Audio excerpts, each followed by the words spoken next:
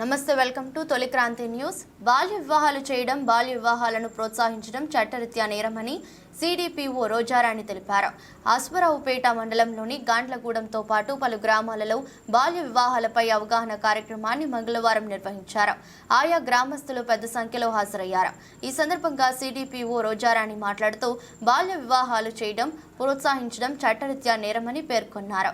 18 సంవత్సరాల అమ్మాయిలకు 21 సంవత్సరాల అబ్బాయిలకు ఖచ్చితంగా నిండి ఉండాలని, లేని పక్షంలో వివాహాలు చేసినట్లయితే చేసేవారిపైన, సహకరించే వారిపైన చట్టరీత్యా కేసులు నమోదు చేయడం జరుగుతుందని, బాల్య వివాహాలు ఎవరు చేయవద్దని సూచించారు.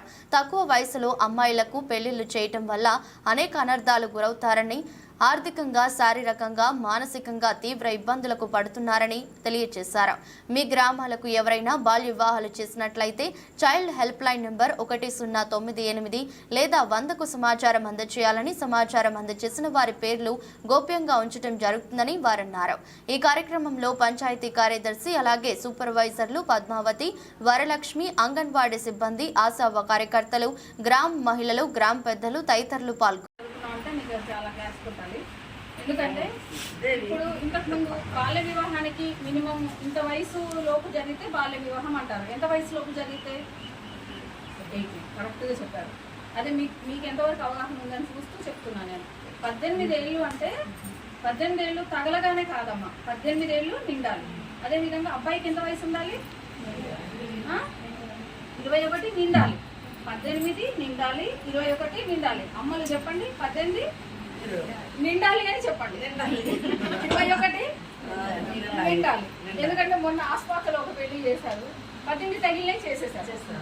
ఏం చేస్తాం, మా పాపని మేము మళ్ళీ చిల్డ్రన్స్ హోమ్కి మణుగూరు తీసుకెళ్ళిపోయారు. వచ్చేసి ఎఫ్ఐఆర్ అయింది. రాత్రి 1 దాకా పోలీస్ స్టేషన్లో ఉండడం ఇట్లా జరుగుతుంది. సో ఏంటంటే మీరు అందరు గుర్తుపెట్టుకోవాలి ఏంటంటే 18 నిండాలి, 21 నిండాలి. ఈ నిండకపోతే బాల్య వివాహం జరిగినట్టుగా వచ్చేస్తారు. అప్పుడు ఏమైతే చెప్పనా, బాల్య వివాహం జరుగుతుంది కదా, అది బాల్య వివాహం ఎవరైనా చెప్పకుండా చాటుమాటుగా చేస్తారు.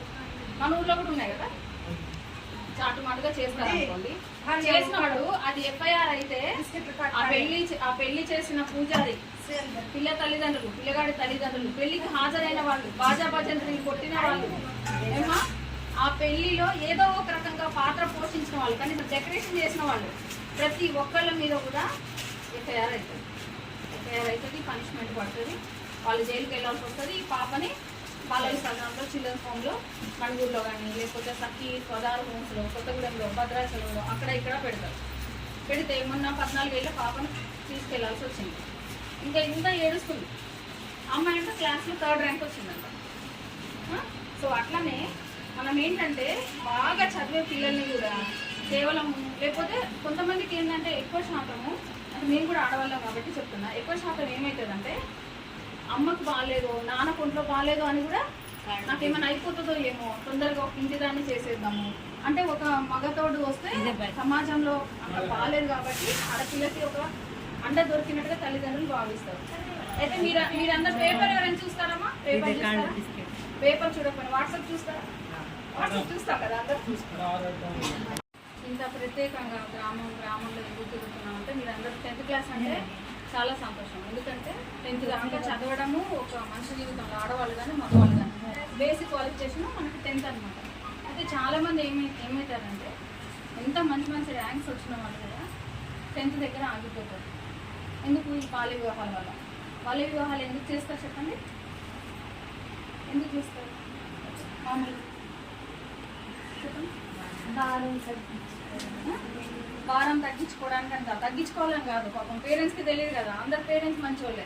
ప్రతి ఒక్క తల్లిదండ్రులు పిల్లలకి మంచిగా చేయాలనుకుంటారు. భూమి మీద మనకు మంచి చేయాలనుకునే వాళ్ళలో ఫస్ట్ ఎవరు? మన అమ్మ. వీళ్ళే ఉంటారు కదా, అమ్మ నాన్న.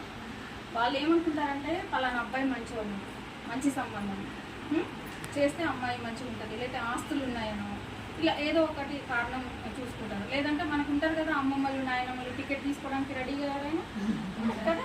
నేను నా మనవరాలు పెళ్ళి చూసాకనే నేను వెళ్ళిపోయేలోపు చూడాలి అమ్మ, అదొకటి ఉంటుంది. అవునా? ఇట్లా మీకు తెలిసిన కారణాలు చెప్పండి. మీ ఫ్రెండ్స్లో ఎవరైనా బాల్య వివాహాలు అయితే ఎందుకైంది? లేదంటే ఎంత చదివించినా కొంతమంది ఫెయిల్ అవుతూ ఉంటారు కదా. ఇక ఎలాగో చదువు అవ్వట్లేదు, పెళ్లి చేస్తే అయిపోతుంది అనుకుంటారు. కదా. వీటన్నిటికి మించి ఇంకొక కారణం ఉంది ఈ మధ్య కాలంలో మన అశ్వరావుపేటలో. ఏం కారణం చెప్పండి, అమ్మాయిలు చెప్పాలి. ఏం చేస్తున్నారు?